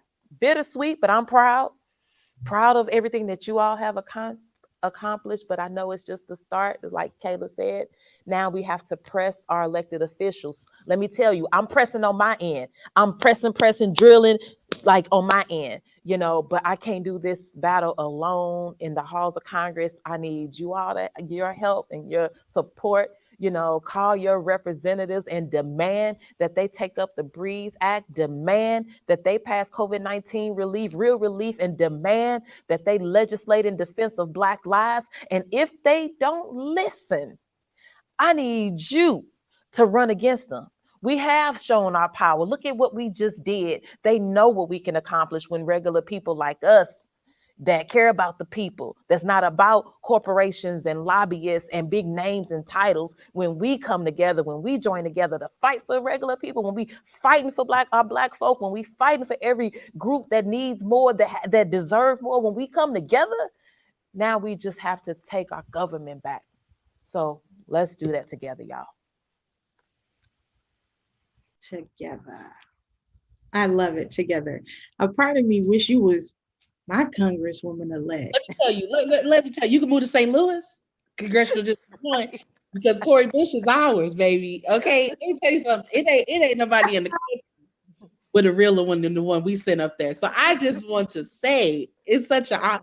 every time Corey talk, I'll be like, I just want to hit them. I just want to be like, I just want to hit it because it's so St. Louis, you know, it's so Yes. St. Louis. And I just so appreciate you because we were in the trenches, you know, and Yes. people don't know that, you know, what we went through 6 years ago to be in this work, to be leading in this work, building organizations, building people power, delivering this win. I literally wept on that August when you won your primary because not only Wow. did it mean this meant like taking down a dynasty that has completely divested from building Black political power. It meant building out, continuing to build out the legacy of Michael Brown. That now it's not just the power that we're building here. It's not just the wins that we build here in his name. It's the legislation and laws that we pass there in his name. And so, Corey, you know, I got nothing for love for you. So I'm gonna let Jam ask a question because I just want people to know who Ben has something to say. Ask your mama. Corey said a lot. I'm looking at the questions now and I'm just like, Corey, you answered them all. And I truly wish that you were my Congresswoman elect. But just for the people in the back, you talked about the first 100 days, but I'm curious and I want to know about your vision for your first year in office. Like you said stuff, but I want you to say it again because I was moved. I was shook. Okay. Yeah. Y'all couldn't see my reaction to the words that were coming out of Corey's mouth. So if you could just talk to the people about what you plan to do, what you're going to try to do, and what your vision is for your first year in office. Yeah, so it has to go back to, it has to start with COVID-19 relief because we didn't get any, you know, the Senate went, you know, like they on vacation, like kicking it and people are dying and people are hungry and you know, so that's the first thing for me, you know, and the COVID-19 relief has to be, like I said, it's that $2,000 a month, you know, those stimulus checks, that's for one full year, retroactive all the way back to March. You know, we got to get people out of the people. We were already fighting and struggling, so we got to get people out of that position and help them to be able to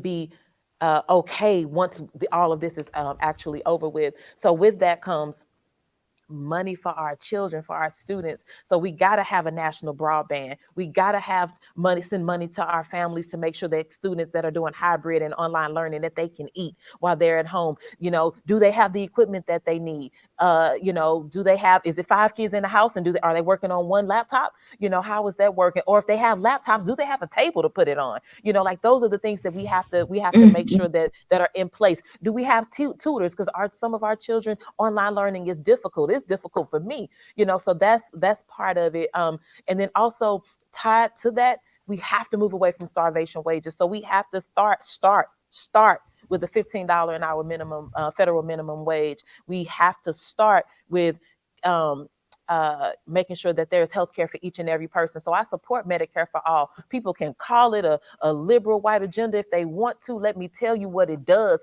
It makes sure that each and every person, that it would have helped make sure that all of my patients who died, that all of my patients who look like me, who died because they were rationing insulin or they didn't have the money to be able to get the kidney transplant that they needed and all of this stuff, the ones that died because they were suffering from a mental health crisis and they took themselves out, you know, it would have saved their lives. And so I'm fighting for a Medicare for all in that first year.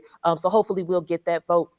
And then, you know, of course, criminal justice reform is such a broad thing, but we got to defund the police. Like I'm not mincing my words or taking that back, because when we mince our words with it, people die. And I know people don't like it when I say that either, but people die. So it's like, funk your feelings. You know, we got to save lives and save them right now, because if we had it all together and if we knew what we were doing, if Congress was so amazing and on top of it and on target, then Mike would still be here. Rakia Boyd would still be here. Sandra would still be here. John Crawford would be here. You know, Eric Gardner would be, if they were on their job. And so because they haven't been, we'll do it for them. And you know, so those are just some of the things that are at the top of mind. Of course, the RBG deal, New Deal. Those are just a few of the things. And let me say, all of this is from a place of making sure that those that have the very least, that we're doing the most for those that have the very least. And remembering that each and every one of us has something to offer into this world. Everybody has something to offer. So I don't care if you're formerly incarcerated, if you're incarcerated right now, if you're a sex worker, I don't care what your job, what you do, who you love, you deserve a great quality of life. And that is my work to make sure that I can help to provide it. Come on, Corey. Where's my Cardinals hat? And I need it. You know, I just feel like go out to St. Louis. You know what I'm saying? I have one more question. Yeah. We often talk about holding elected officials accountable. Yes. You are the first, and hopefully not the last, but true-blooded activist turned congressperson from our iteration. You are in the legacy of the great John Lewis in that way, and so many others. What does it mean for you as now an elected official to be accountable to Black movement in your work? You know, that is the thing that I feel that ties me. You know, I feel like there is this, because I'm not going to Congress for myself. I'm not going to Congress to because I need that on a resume or for a career or for money or anything like that, title, none of that. I don't care about any of that. You know, I care about every single person in our district that has died due to gun violence. Like, what if they didn't die? I care about every person from our district and across the country that is sitting up in a jail cell right now that don't have to be, whether they're sitting up for pre-trial detention or whether they're there because they actually did something. Like, I care about that, and I care that we have institutional racism and this systemic bull crap that is the reason why so many of our problems are the way they are, and we're living through these situations. So that is what it is. That's what compels me. That's what compels me. And I have to say, it's also the reason why I fight for those kids in cages that don't look like me. It's also why I do that, because I think about my DNA and your DNA and what we are living out because of what happened years ago when I go stand at the old courthouse downtown St. Louis, and I think about where those auction blocks were before they were removed, and in the other part of St. Louis where there is still one auction block. When I think about that, and I think about how our families were separated, and I think about what that did to our DNA, what that has done to generations, and the effects of it, I don't want that for anybody else's. We understand that deep in our souls what that was like, and so I fight for us, but I'm also fighting for other folks too, because I got to make sure that if we because if we get together, if we get free, if we get truly liberated, I feel like that ripple effect is going to affect everyone and we can all get free. Yes. Congresswoman-elect Cori Bush. I want a Congresswoman-elect who's trying to defund the police too. You know what I'm saying? That's listen, if you want your congressperson to have the same energy as Cori Bush, you need to hold them accountable right now. Right now. Say, I want you on this Cori Bush regimen. Like, what's going on? Why are you not tied in with the Movement for Black Lives?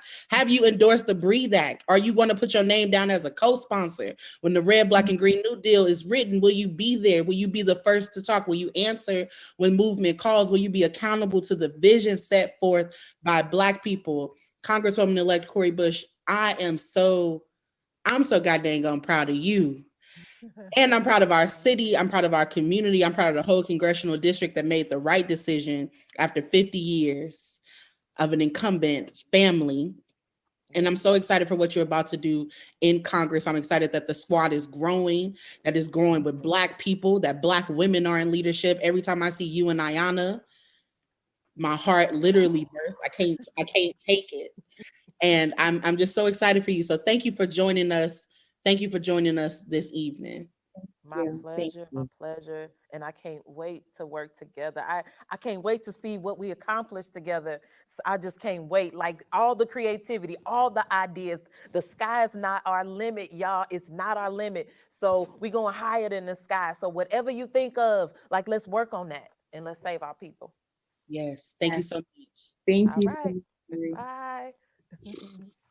What just happened?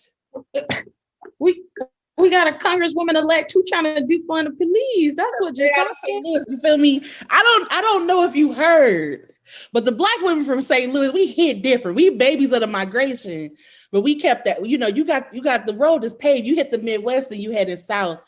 I am so grateful for this entire conversation, from start to finish, from Miss Stacy to Carissa, to Phil, to M, to Colette, every single person who graced us, Insay, every single person, because we want you to know something. Our movement is strong.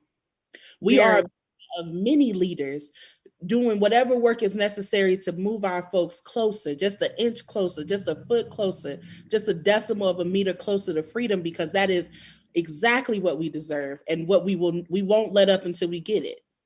We won't. And we knocking on everybody's door, and we using all the tactics in our toolbox to get there. We got policies. Yeah. We not just out here in the streets, and we organizing. So I'm glad that everybody tuned in tonight. I am thankful and constantly in awe of the leadership inside of Movement for Black Lives. And I just want to say thank you to everybody for watching, right? Thank you for joining us. And once again, text POWER to what number, Kayla? 90975. We had the same number since 2014. Text POWER to 90975. Go to shout out to Carissa, M4BL.org, and look at the Breathe Act. Check out the Red, Black, and Green New Deal. Look up our demands for defund. And more than any of that, find an M4BL organization in your community, join it, give your time, give your resources, give your energy, make a commitment to be in this fight, because the election is over, but the work is not done. It's not done. And like we said before the election, M4BL, the Electoral Justice Project, we are going to be here with you before, during, and after the election, the local ones that are coming up, the ones after that, because we are here to build power unapologetically for Black people. That is our mandate in this moment, and we are grateful and honored to be a part of the ecosystem of 150 organizations that are coming together to make that demand real. Yeah, we are. I also just want to make sure I acknowledge our amazing interpreters tonight, Janice and Nora. Thank you so very much for joining us and helping us stay committed to that disability justice and accessibility commitment that we've made over here at M4BL. And then Kayla, you did say something, but one more time, can you just let the people know how they can stay connected with us? Yeah, we got the same number. You can text POWER to 90975. If you want to give a little something to support these organizations, you could text GIVE, same number, 90975. The address is the same. Go to m4bl.org, click on information, make sure you sign up, endorse the Vision for Black Lives, sign on to the Breathe Act, get into an organization, and let's do this work, y'all, because there's so much work to do. And Black people have gotten us this far. We got so much more to go, but we're going to get there because we together can do anything. And I just know that we will win. Yeah, we will win. And I also, what'd you say? I said, thank you, Jam. I love you. Oh, thank you, Kayla. I love you. And shout out to the rest of our home team over at EJP Gang Gang. We love you. Shout out to our tech partners at Act TV. Thank you for allowing us to pull off this beautiful, amazing, knowledge-filled session tonight. I just feel, I'm gonna go to bed after this, but I still feel energized. And so thank y'all. Thank you. All right, y'all, we gonna call it a night. It was good to talk to you. Share this video, amplify the message, follow M4BL for future events. We'll talk to you soon. Black power, Black love, Black freedom. Peace out. Peace.